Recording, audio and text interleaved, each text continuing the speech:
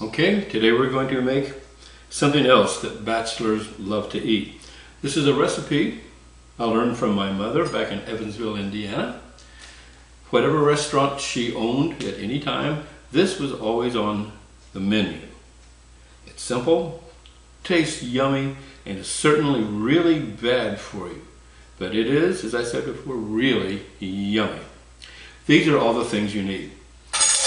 A knife and fork, a knife to spread, a fork to eat, mayonnaise, nuts. Now I prefer ordinary peanuts, just naked peanuts, no little red shells on them or anything, but I don't have any, so I'm using cashews. Works just as well, and you could probably charge more for it if you're in a restaurant. You need a banana, at least one. A regular banana, not one of these huge things that look like the horns off a water buffalo. You need a glass or something else with which to crush the nuts. No fair buying crushed peanuts. This glass is particularly good because the bottom is flat and it has a textured surface, so the crushed peanut pieces don't spew around so much. This is a really good glass, my favorite peanut crushing glass. You need a piece of paper towel on which to stage the crushed nuts before you put them on top of the rest of the ingredients. Speaking of which, here's the main ingredient, a banana. If you need instructions on how to peel a banana, God help you.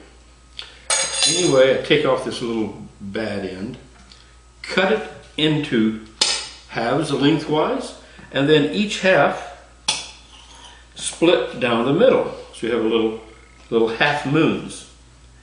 You cut them so that they lie flat like that. Comme ça. Okay. Now we have the bananas just waiting for the mayonnaise and crushed nuts. I did this out of order. That's too bad. Now I'm going to crush the nuts. You take nature's tool, your hand, you grab a handful of nuts. That's how much you need. I'm going to crush them on the paper towels. Usually I crush them here first in the plate, then put the crushed nuts on the paper towel, lay out the banana, and then distribute the nuts from the paper towel. But I did it out of order. Thank God the banana log police aren't watching. Or if you're watching, I plead guilty.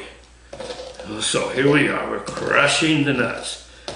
This glass does a great job. There. You see, we have crushed nuts. Or, oh, we have crushed nuts. Oh, that's something else again. So put away the nuts. We're done with the nuts. Now we get the mayonnaise, and this is part of the good part. You have to be generous with the mayonnaise. Be very generous because we're going to put a lot of peanuts on it. And the main taste is something that I was reminded of during a party we had here at Christmas time. Several people remarked that they liked to have peanut butter and mayonnaise sandwiches when they were a kid. When they got grown up, I guess they got too sophisticated. But I used to do that too. I would make peanut butter and mayonnaise sandwiches. Now some of you may sort of choke and gag on that, but hey, until you've tried it, don't knock it. So here we have generously slathered mayonnaise on a banana.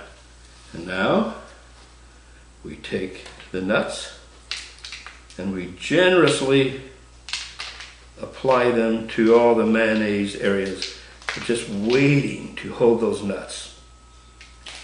So there. Now if I took time, I could separate these pieces of banana into separate logs. Thus the name banana log.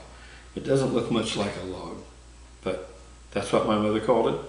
That's what I'm going to call it. It's what you better call it. Now the final step in the process is